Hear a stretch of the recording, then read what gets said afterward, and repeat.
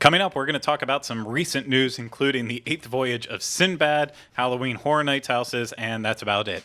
From the Bob Varley studio in Orlando, Florida, this is the Universal edition of The Diz Unplugged.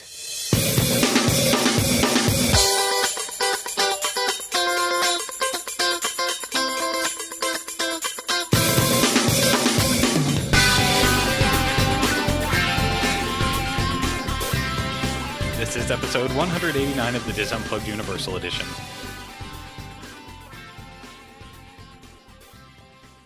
The Diz Unplugged Universal Edition is brought to you by Dreams Unlimited Travel, experts at helping you plan the perfect universal vacation. Visit them on the web at www.dreamsunlimitedtravel.com for your no-obligation quote. Hello, everyone. Welcome to this week's episode of the Diz Unplugged Universal Edition. I am your host, Craig Williams. Today, I'm joined alongside, once again, by my co-host, Ryno Clavin. Hello. And if we're a little bit giggly right up front, I will just say it's because we already recorded about 5 minutes of this show and had to stop and just throw it away because, well, it went off the rails pretty quickly. We're wearing matching shirts, and it just went from there. Yeah, so. we started singing the theme song to the old Wayans Brothers TV show, and from there, it was unusable. So we're going to have to get the giggles out, but we have a lot to talk about, so we'll try to do it quickly. Like I said, we're going to talk about some of the recent news items that have come up, and I should put that as a kind of an asterisk. We're going to talk about the recent news items since we've last recorded shows. Obviously, last week was my Mr. Holland's opus of an episode on Universal's Aventura Hotel, because I was there for the opening night of it, and I gave you basically an hour and 10-minute long vlog of my stay there, plus a little bit of talking about my time there. So if you haven't watched that yet, go back and watch that before you watch this one. That one's more important anyways. But yeah, it's been a while since we've covered news because of that. A lot has been happening in that time, so we have to go over it.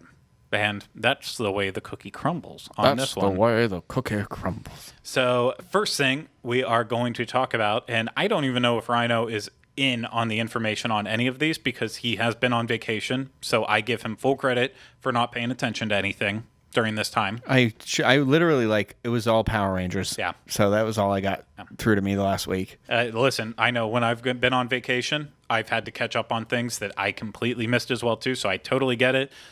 So this one's going to be a little bit of a fun one. It's going to do like Jay Leno style. You see this? You hear about this? I'm done with my impressions from now on. Okay. So starting off, you see this? You hear about this? The Eighth Voyage of Sindbad? No, I actually don't. You said it in the teaser, and I was like, oh, wait, is it closing? It is closing. Okay, but do we know why? I think I heard it was closing, I caught it brief, and it went in and out. But... Okay, so this first broke on the Inside Universal forums, so we always give a big push to Inside Universal anytime we can, specifically, they're all great guys that work on the site, but their forums are it is one of the best places you can go to discuss Universal. So especially if you're looking for a lot of very detailed information on rumors and speculation, an absolute fantastic resource for that. I promote it in the way because I go there and read up on stuff that's happening from time to time when I do want to be in the know on those things, and also too just if I'm bored. It's why not sit back and read some cool Universal stuff? So I wish I could say that our boards is that active on the speculation, but this really, it's the go-to place for it. So I'm not going to hide that information out there. So they were the first people out there on their forums. Someone made a post alerting everyone on there that the cast and crew of the Eighth Voyage of Sindbad, which is in the Lost Continent at Islands of Adventure, that they were being called in for a mandatory meeting. And very, very late notice on it, too. So usually anytime that happens where the cast and crew and everyone involved in it is called in for a meeting like that, it's almost a guaranteed sign that the attraction is, if not closing, then going down. And basically, yeah, they were called in for a meeting and told that according to the people that got the information passed back to them, that they would be closing as of September 15th. And this is still not, as of this time of recording it, it is still not officially announced by Universal. So I do have to keep that in mind. But I've had two sources. Yeah. It's the beginning of Halloween Horror Nights. Yeah, and it's not unusual for them to close things right in this time frame. It's usually either right before, right after Halloween Horror Nights seems always like a decent time. But in this fall time period, I know the argument can be made: why close something when you don't have an immediate replacement and you're working on all these other things right next door? They're working on a very intricate roller coaster on Dragon Challenge. We're still waiting to see what happens in Terminator. There's a lot still happening around property that needs to get done, but we don't know that they don't have the plan for it. Yeah, no, I know that, but it's not going to be put into production immediately right away. So it does seem bizarre in terms of that, but I've been told by two sources at Universal that it is in fact official, that it is closing. So, and it's two sources that I do trust wholeheartedly on it. So while Universal still hasn't officially announced it, even though we're getting very, very close to the date when it would be closing, I wholeheartedly believe this one to be true, that it will be closing. So. I mean, I'm not surprised. It literally is the last kind of holdover from the Universal of years old. Yeah. Like it's the last kind of thing that isn't really delivering. I feel like in terms of the quality of the bar that they've set now for themselves. Oh, and the show's terrible. Yeah, it's really awful. I way back when, a couple of years ago now, we did one of our attraction reviews on it, and it's just. I only watched the video on the thing, and it was terrible. I didn't even see it in person. No, it's absolute garbage. The show is just awful, and I'll give credit. A lot of the people at Inside Universal were speculating on reasons why it might close. It's very costly to run a show like that where there's effects. Obviously, talent is always going to cost more. I think that does have an impact on it. On top of that, too, someone on there pointed out as well, and I've heard it before, when a show like that's rated poorly by guests is when it's running. It was in terms of Stitch's Great Escape over at Tomorrowland. They're saying that guest satisfaction improves when it's not open at all. Exactly. Yeah. So it's a weird statistic because you're like, well, they can't have the negative experience as opposed to not having an experience at all. Exactly. So when someone pointed that out, on that's like, it's something I didn't think about, is that with Stitch's Great Escape, that was one of the reasons why everyone was saying, well, if it does close, it makes sense. Guest satisfaction is better when it's not open. I could see the same exact thing happening for Eighth Voyage of Sindbad.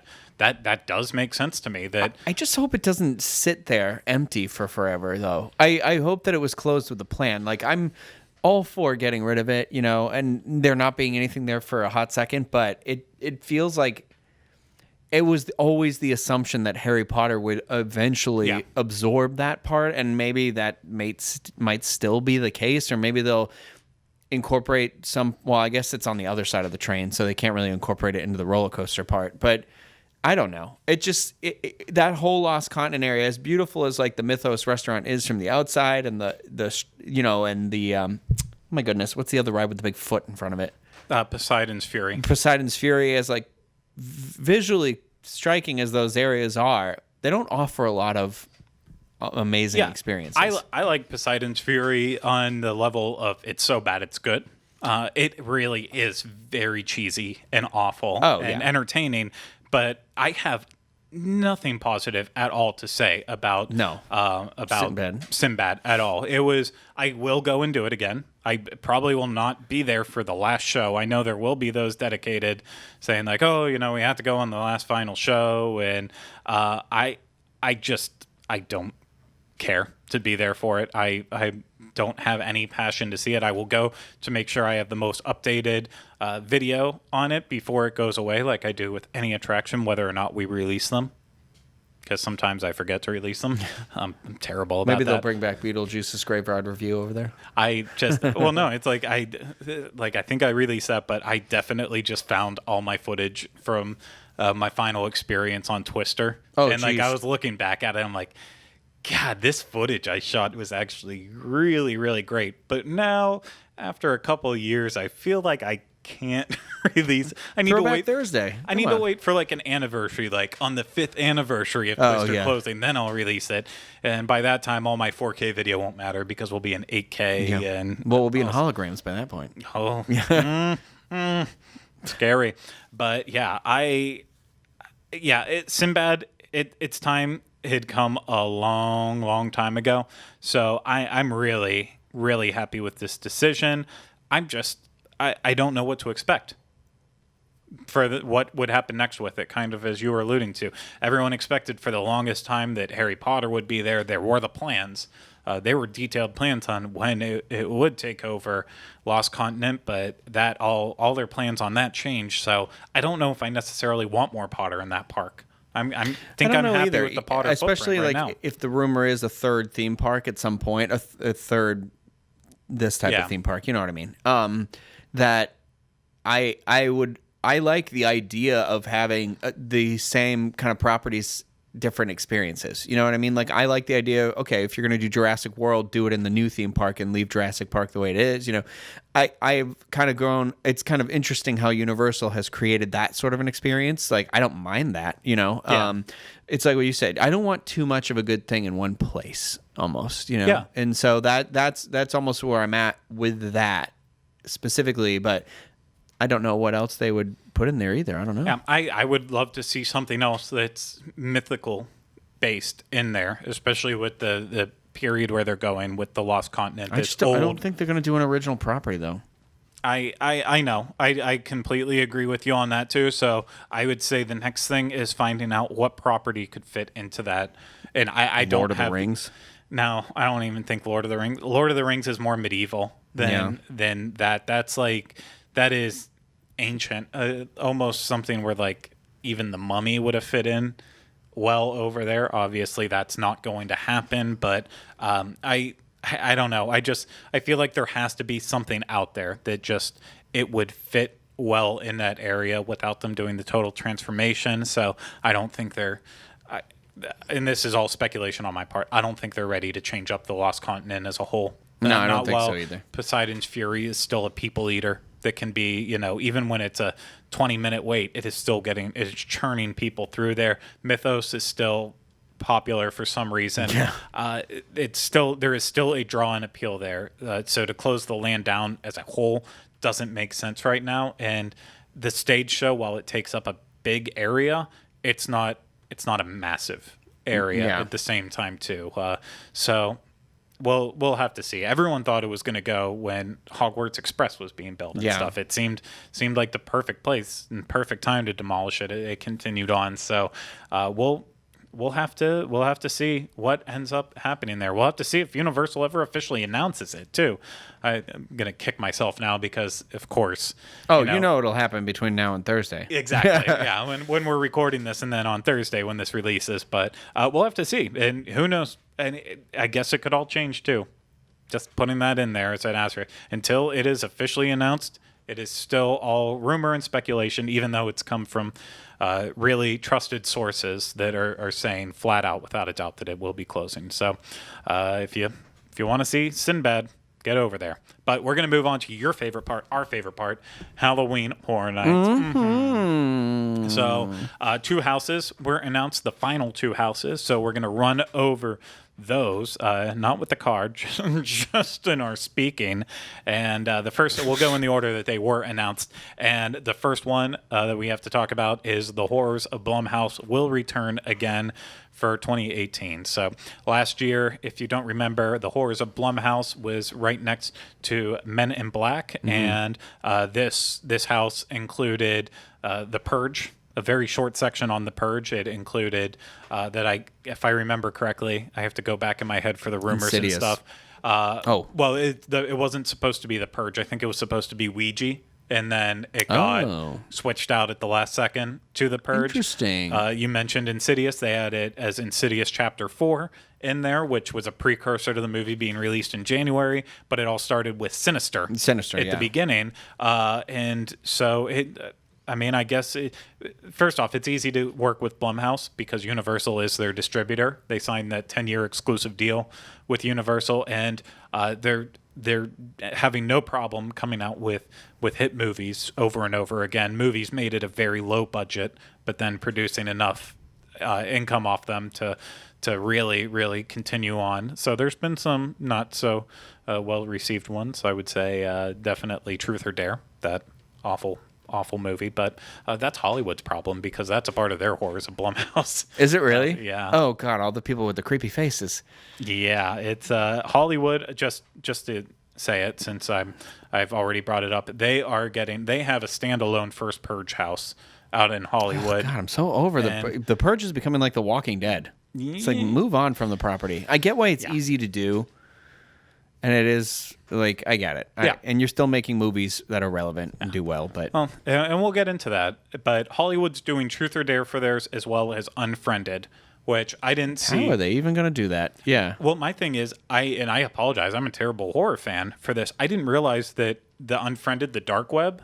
I didn't realize that was a sequel to Unfriended. Yeah. I never heard of Unfriended before. I was just like, oh, you'd only heard of the Dark Web one? Yeah. Oh, weird. Yeah, that I one, don't know how I missed it. Oh yeah. It's like that whole format is like a thing now. I was reading an article about it the other day about those, like, I forget what it's being referred to as, but there's that new John Cho movie coming out that I thought was another Unfriended movie, but it's not. But it's apparently getting like excellent reviews, and so now there's a whole idea where they're going to try and do movies like that. And I'm like, yeah, and it's their buzz is huge. First off, they're saying it's a great movie, but then on top of that, that it's after Crazy Rich Asians has just been blowing people away for the past 2 weeks.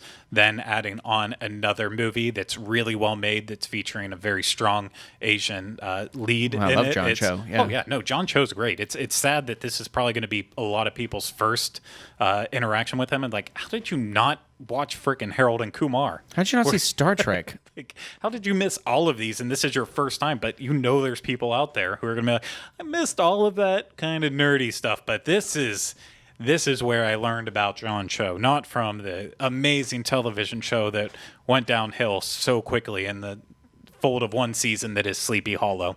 Yeah, I brought that up. What are you talking about? Sleepy Hollow was on for 5 years. Yeah, but it really went downhill after John the first season. Cho's not on that show. Oh, he was. He was in I didn't watch past the first season. He was in the first season.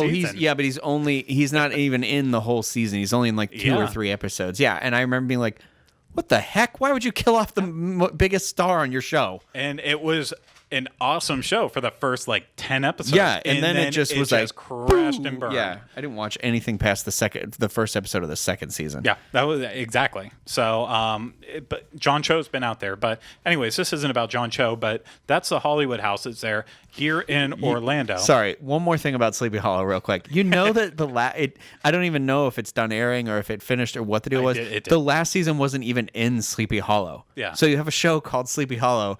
There's no characters on it anymore except for Ichabod Crane, and it's not in Sleepy Hollow. Because they also killed off the girl. Well. Yeah, and you're like, okay, that's going to do well. Yeah. Sorry, go on. I still read all about it. Yeah, I just okay, all right, it. yeah. I was like, what the heck? Yeah, it started getting weird. But anyways, here in Orlando for our Horrors of Blumhouse house, we are focusing on, as Ryno just lamented on, the first Purge. So I did see the first Purge in theaters, and it was the first Purge movie where it was the first Purge movie. It was the first Purge movie where I watched it and I'm like, okay, I'm going to watch the TV series just because I'm really interested in it. But if they ever decide to make another Purge movie, I'm out on it. I even liked Election Year. I thought it was a nice wrap up to the story. I think as much as the original Purge movie, I think it's a nice tight thriller. I think the second one is my favorite in the entire thing, Purge Anarchy. But the first Purge was just like I did not care at all for it. It didn't interest me at all. It had cool concepts. The characters were all awesome. If they translate the characters into the house, I think it will be really cool. But for as much as they build up how like the Purge is so important now, like to watch its original inception in the movie, it was just so lackluster and underwhelming. It's like, it feels like it needed to be a bigger deal in order to go into effect. Not here to talk about that, but that's part of our house. And then we're getting one of the Blumhouse productions that was featured in the Hollywood house last year of theirs, and that's Happy Death Day. Which I actually thought was a cool part of their house last year. I thought it was the best part of their house last year, and it's actually one of my favorite Blumhouse movies that's come out in probably the last couple of years with them, and that includes all the Purge movies and everything I've watched with them. I actually liked Happy Death Day. It's essentially just Groundhog Day. College girl gets murdered. Don't spoil it, though, because I haven't watched it yet. Oh, I'm not going to spoil it, but the girl gets murdered every night on her birthday, and she basically comes back the next morning and has to relive the day to try to not get killed. But then it's obviously she keeps getting killed, and then it's about trying to solve it all and get to the bottom of the story. And I thought it was entertaining for what it was. No, it was not going to win any Oscars. It will never win any Oscars, even if they make a sequel. It's never going to be that movie. But I thought it was entertaining enough, and seeing how it was done in Hollywood, I think Orlando can do it better. So, this house is absolutely, though, at the very bottom of my list in terms of anticipations. I'm not excited about it this year because of those properties. I'm just like, I don't know. I liked when Insidious was part of it because I always enjoy the Insidious houses and I like the movies, but there's nothing here that's really like it. Like I already said, I'm tired of The Purge. It's the same thing over and over again. I get it. People are stabbing people with knives with weird masks on. I get it. Move on. Yeah. And again, if they incorporate the characters from this one into the house, I think it could be interesting. But I doubt it. It's probably just going to be a couple of the killers. And that's it. Whenever it's a mashup house, it's kind of like, well, there was no property in there that they felt deserved its own story enough, and that's kind of my issue. That was almost like the American Horror Story issue that I was like, I felt like they rushed through their property instead of just devoting it to, like Hollywood did devote, having just the Roanoke house, whereas like we did 3 and 3 and now we got nothing. Yeah, I see the plus and I see the good side and bad side to both of it. Yeah. So with this one, though, not excited about it. The next house, though, that was the final announcement, the last original property house, this one has me excited, and that is ScaryTales Deadly Ever After. So this is I can't remember. I believe it is the 4th time that this will be the 4th iteration of ScaryTales in terms of houses. So the first one was all the way back at Halloween Horror Nights 11. That was the first time they ran with ScaryTales. And you might remember just a couple of years back, Scream Punk, the ScaryTales Scare Zone, that when you were coming in the park, that it was all the steampunk fairy tale characters. That was in the last 3 years, wasn't it? Yeah, that was... I believe that was 3 years ago. Since I've worked here, I think. Yeah, I think that would have been your first. Yeah, I think it was the first year. Yeah. Well, I don't know. Remember, I got so scared I couldn't remember anything. Yeah, that is true. But no, you saw the scare zone of it. So ScaryTales is back once again, and this time, like I said, it will be ScaryTales Deadly Ever After. And here's the story for this one. The original Wicked Witch of the West has seized control of the fairy tale realm and is tormenting treasured storybook characters in hideous and cruel alternate storylines. The pure turned evil, the evil gets worse kind of storylines. And they go on to say, the witch's spells spare none. Her influence is felt throughout the land with so many nightmares around each turn. You'll wish it was just a story. And does it say who she's torturing? Well, they don't say specifically who she's torturing, but I will say they did, along with the article when they announced this on the Close-Up blog, they did release some banners that kind of went along with it that I'm sure we'll see in the house. Is that Humpty Dumpty? Oh, yeah. Humpty Dumpty's one of them. Then, obviously, there's a banner for the Wicked Witch of the West, which is pretty cool, too. And then there's one with a wolf and what I believe are 3, boars, pigs. So the 3 little pigs, yeah. I don't know how it's going with that. So that would... listen, I'm no expert on They're going to be torturing tales. pigs with a wolf costume. Interesting. This one sounds really interesting, actually. I love the idea with it. I wasn't a huge fan of the Scream Punk Scare Zone when they did that, but I like the idea of taking classic characters and putting them in an alternate setting. Like the last time I had anything even close to this was back when they did the the Alice in Wonderland house. Oh, years back. the Madhouse where it was Yeah. like 3D neon. Yeah, and that's like kind of same idea with it. Take something classic, but put that twist on it. With that one, I hated it the very first time I went through it. I remember how much I despised it, but then it did get better as the event went on. So, but with this one, I feel like there's not going to be that curve with it. I feel like the idea is so solid. I think right it sounds from the really front. cool. Yeah, I love the idea of the intertwining fairy tales. I like the idea of the Wicked Witch being the bad guy. Yeah. And it's kind of cool that it's not. I like that they're already showing non-human fairy tales too. So it leads me to believe there's going to be cool costumes or puppets or something. Oh yeah, no, I think it opens the door for excellent costumes, Yeah. puppetry in Yeah. certain circumstances, even maybe animatronics coming into play, which is, I mean, that's all pure speculation on that, but I could see how that could be a benefit in some situations for things that can't be controlled via puppets. But then again, it is an original house, so you never know how much effort are they going to God, put I'm into so something nervous. It's like so close. It's like 3 weeks away, right? like this. Yeah, we're basically Because three and a half-ish. it's going to be September 1st by Saturday. Yeah. And so the 15th that week, right? Yeah, no, we're getting right down to it. We're in that time realm for it. So I love that this year it's a nice balance of 50-50 with the houses, 5 original houses along with 5 of the intellectual properties, and we're not going over all of the houses right now because we're going to talk about that leading up to the start of the event. We're going to go over our anticipation list and do our recap of all the houses, maybe in a special, unique way that we're still trying to work out with Universal right now. But we have plans for doing that. But in terms of the houses, because I don't have the list in front of me, we're just going to list them off in our best memory. And we have, for the original houses, we have ScaryTales, Deadly Ever After. We have Seeds of Extinction. We have Slaughter Cinema. We have Dead Patient Zero. Exposure, Patient Zero, and Rust we in have Pieces. Carnival Graveyard, Rust in Pieces. For the intellectual properties, we have The Horrors of Blumhouse. We have Poltergeist. We have Trick or Treat. Trick or Treat. We Clowns. have Halloween 4. Oh, That's a I'm scare sorry. zone. That's Scare Zone. Yeah. Yeah. Halloween 4. And then, of course, the big piece de resistance. Stranger Things. Yes. So those are the houses, like Ryno mentioned, for the scare zones. You have Killer Clowns from Outer Space. We have Chucky. And Chucky. okay, you have Twisted Traditions. We have I don't remember them. Vamp 85. Oh, yeah, 85, yeah. My And- birthday. It's going to be like New Year's. Oh, well, I guess I would have been 1 year old, but whatever. Yeah, exactly.